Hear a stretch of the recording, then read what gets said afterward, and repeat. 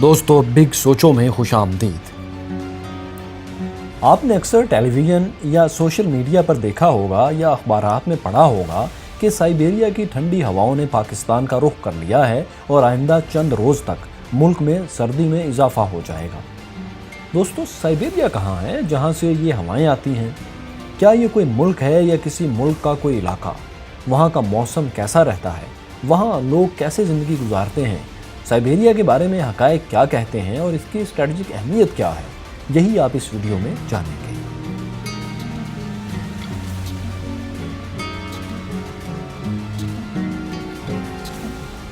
दोस्तों, सोई हुई ज़मीन या साइबेरिया बर्र-ए-आज़म एशिया के इंतहाई शुमाल में वाक़या एक रीजन है जिसका ज़्यादातर हिस्सा रूस में है। मगरिब से मशरिक़ में ये यूराल की पहाड़ियों से बहरुल काहिल तक, जबकि शुमाल से जनूब तक ये इलाका बहर मुंजमद शुमाली से चाइना, मंगोलिया की सरहदों और कज़ाकिस्तान तक फैला हुआ है। इसका रकबा 1,30,00,000 मुरबा किलोमीटर है। दोस्तों, साइबेरिया रूस के 77% यानी 3/4 से कुछ ज़्यादा हिस्से पर छाया हुआ है। यहाँ आपको ये भी बताते चलें कि साइबेरिया का इलाका इस कदर वसी और अरीज़ है कि अगर ये कोई मुल्क होता तो दुनिया में सबसे बड़ा मुल्क होता और इंडिया जितने 3 ममालिक इसमें आसानी से समा जाते। साइबेरिया हमारी ज़मीन की खुश्की के 10% हिस्से को कवर करता है।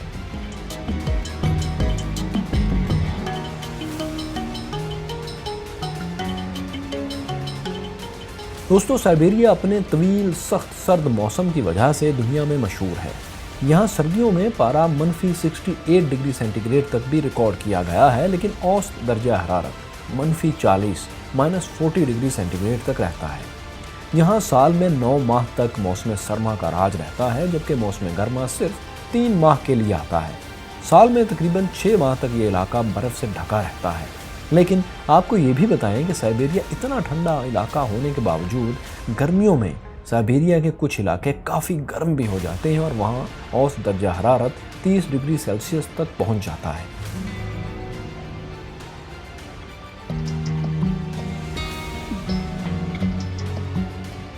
साइबेरिया चूंकि दुनिया में अपने सर्द मौसम की वजह से मशहूर है, तो ये कैसे मुमकिन है कि दुनिया का सर्द तरीन मुकाम यहाँ मौजूद ना हो? साइबेरिया रीजन में आबाद ओमियाकॉन को दुनिया के सर्द तरीन इलाकों में शुमार किया जाता है। यहाँ मौसम सरमा में औसत दर्जा हरारत -58 -58 रहता है। यही वो इलाका है जहाँ 1933 में तारीख का कम तरीन दर्जा हरारत -68 डिग्री सेल्सियस रिकॉर्ड किया गया था। 2010 की मरदमशुमारी के मुताबिक इस कस्बे की कुल आबादी तकरीबन 500 अफराद पर मुश्तमिल थी। अगर शहर की बात की जाए तो याकुत्स्क को दुनिया में ठंडा तरीन शहर माना जाता है और ये भी साइबेरिया में ही है। याकुत्स्क की कुल आबादी तकरीबन 3.5 लाख अफराद पर मुश्तमिल है। साइबेरिया में ज़्यादातर लोग घर लकड़ी से बनाते हैं और उन्हें सतह ज़मीन से ऊंचा करके बनाया जाता है ताकि बर्फ़बारी में ज़्यादा परेशानी का सामना ना करना पड़े। यहाँ की सैर को जाने वाले लोग अपनी गाड़ियों को स्टार्ट ही रखते हैं कि कहीं ऐसा ना हो कि पेट्रोल सख्त सर्दी की वजह से जम जाए और फिर गाड़ी स्टार्ट ही ना हो सके। यहाँ सर्दी इस कदर शदीद होती है कि गर्म पानी को अगर हवा में उछाला जाए तो नीचे गिरने से पहले ही जम जाता है।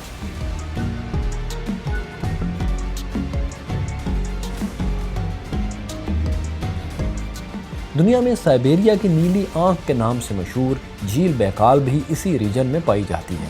कहा जाता है कि ये दुनिया की सबसे कदीम तरीन झील है जो आज भी अपना वजूद बरकरार रखे हुए है। एक अंदाजे के मुताबिक ये झील 2.5 से 3 करोड़ साल पहले से मौजूद है।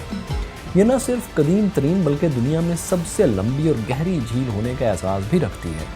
इसकी लंबाई 636 किलोमीटर है और अगर इसकी गहराई की बात की जाए तो ये 5318 फीट 5315 फीट गहरी है।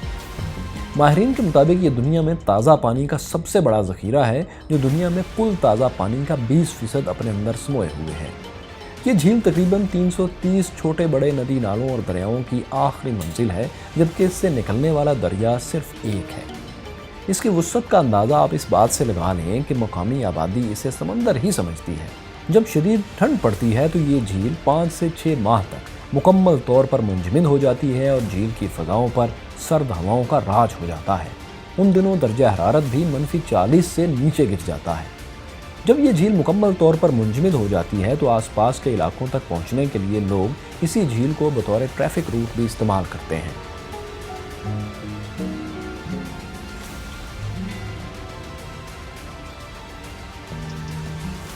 مائی کیوریس فیلوز، چلیے یہیں پر آپ کو یہ بھی بتاتے ہیں کہ سائبیرین ہوائیں کیسے وجود میں آتی ہیں۔ موسم سرما میں جب درجہ حرارت نقطہ انجماد سے کافی نیچے گر جاتا ہے تو اس وقت جھیل بیکال اور اس پورے سائبیرین ریجن میں سردی اپنی انتہا کو ہوتی ہے۔ اس کے ساتھ ساتھ ہوا کا دباؤ بھی بڑھ جاتا ہے۔ ایسے میں سرد ہواؤں کا ایک اینٹی سائیکلون وجود میں آتا ہے جسے سائبیرین ہوا یا سائبیرین ہائی بھی کہا جاتا ہے۔ یہ ہوائیں جب سائبیریا سے اٹھتی ہیں تو ان کا دائرہ کار جنوبی ایشیا کے ساحلی علاقوں تک وسیع ہو جاتا ہے۔ یہ ہوائیں شدید ٹھنڈی ہوتی ہیں اور پورے جنوبی ایشیا کو سردی کی لپیٹ میں لے لیتی ہیں۔ پاکستان میں بھی سردی کی شدت میں اضافے کی ایک وجہ یہی ہوائیں ہیں۔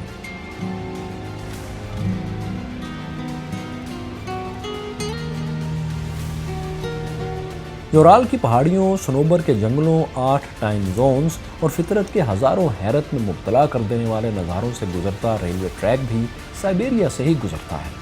یہ ریلوے ٹریک روس کے مغربی شہر ماسکو کو روس کے مشرقی شہر ولادیووسٹوک سے ملاتا ہے۔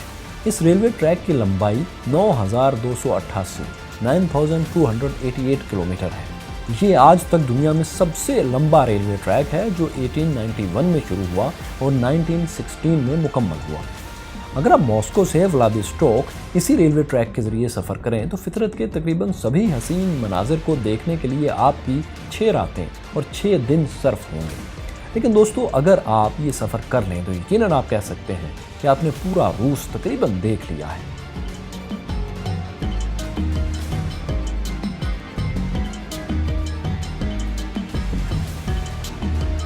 آپ یہ جان کر حیران ہوں گے کہ جنوبی سائبیریا میں برف پوش پہاڑوں کے دامن میں ایک صحرا بھی پایا جاتا ہے۔ لیکن دوستو، یہ صحرا گرم نہیں بلکہ ٹھنڈا ہے۔ یہاں آپ کو اونٹ نہیں بلکہ پولر ڈیئرز ملیں گے۔ سرما میں ہونے والی برف باری اس صحرا کو بھی اپنی لپیٹ میں لے لیتی ہے۔ اس کی لمبائی 6 کلومیٹر جبکہ اس کی چوڑائی 3 کلومیٹر ہے۔ سائبیریا میں موسم گرما کا جب آغاز ہوتا ہے اور اس صحرا سے برف پگھل جاتی ہے تو برف پوش پہاڑوں سے گھرا یہ صحرا انتہائی دلفریب منظر پیش کرتا ہے۔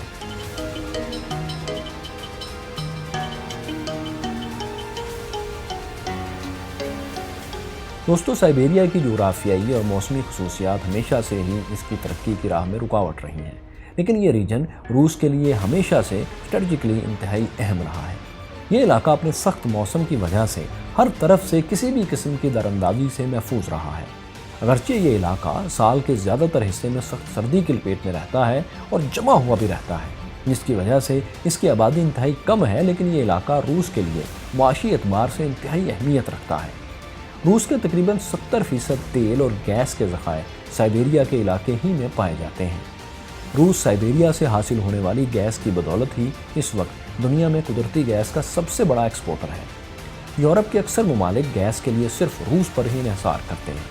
اس کے علاوہ سائبیریا میں نکل، گولڈ، ڈائمنڈ، لیڈ اور کوئلے کے بہت بڑے ذخائر بھی پائے جاتے ہیں جو روس کو ان تمام معدنیات کا ایک بڑا ایکسپورٹر بناتے ہیں۔ ایک اندازے کے مطابق پوری دنیا میں نکل کے معلوم ذخائر کا 40% سائبیریا میں پایا جاتا ہے۔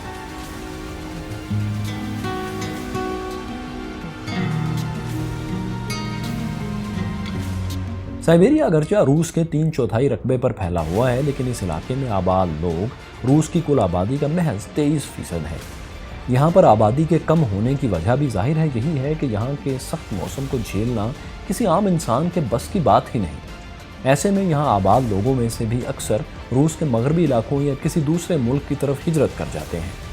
دوستو، اگرچہ سائبیریا میں آبادی کم ہے اور یہاں آباد لوگ کسی دوسرے شہر میں جانا چاہتے ہیں، لیکن 1960 کی دہائی 1960s میں جب سوویت یونین اور امریکہ کی سرد جنگ جاری تھی اور حالات ٹھیک نہیں تھے تو سائنسدانوں کی ایک ٹیم اپنی فکری آزادی کے لیے مغربی سائبیریا کے ایک علاقے میں چلی گئی تھی اور اپنی تحقیقی سرگرمیوں کا یہی آغاز کر دیا تھا۔ آج وہاں 2.5 کلومیٹر کے علاقے میں 20 سے زائد ریسرچ انسٹیٹیوٹ بن چکے ہیں۔ اس گلی کو سمارٹسٹ اسٹریٹ ان دا ورلڈ کہا جاتا ہے۔ دوستو، سائبیریا نہ صرف قدرت کے حسین مناظر سے مالا مال ہے بلکہ انہی مناظر کو 4 چاند لگانے والے نایاب نسل کے جانوروں کا مسکن بھی یہی ہے۔ साइबेरियन टाइगर साइबेरिया में पाए जाने वाले जानवरों में सबसे मशहूर जानवर है और ये टाइगर स्पीशी का सबसे लंबा जानवर है। लेकिन अफसोस का मुकाम ये है कि इस पर भी मादूमियत के एक्सटिंक्शन के खतरात मंडरा रहे हैं। एक अंदाजे के मुताबिक इनकी तादाद सिर्फ चंद 100 तक रह गई है।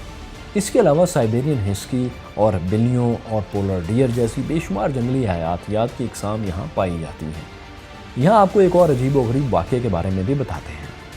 1908 में मशरकी साइबेरिया के तेगा रीजन में एक ज़ोरदार धमाका हुआ, जिसकी वजह से 2000 स्क्वायर किलोमीटर के इलाके में करोड़ों दरख्तों का सफाया हो गया। माहिरीन के मुताबिक ये धमाका 1945 में जापान पर गिराए गए एटम बम हमलों से कई गुना ज़्यादा ताकतवर था। उनका ये भी कहना है कि ये धमाका किसी सैयारचे की वजह से हुआ था जो खला में ही फट गया और इससे खारिज होने वाली एनर्जी इतनी ज़्यादा थी कि इस इलाके में तमाम दरख्त जल गए। दोस्तों, हमारी ये वीडियो देखने के बाद क्या आपके दिल में भी ये उम्मीद जागी है कि झील बेकाल की मुंजमद सतह पर आप सफ़र करें या गर्मी के मौसम में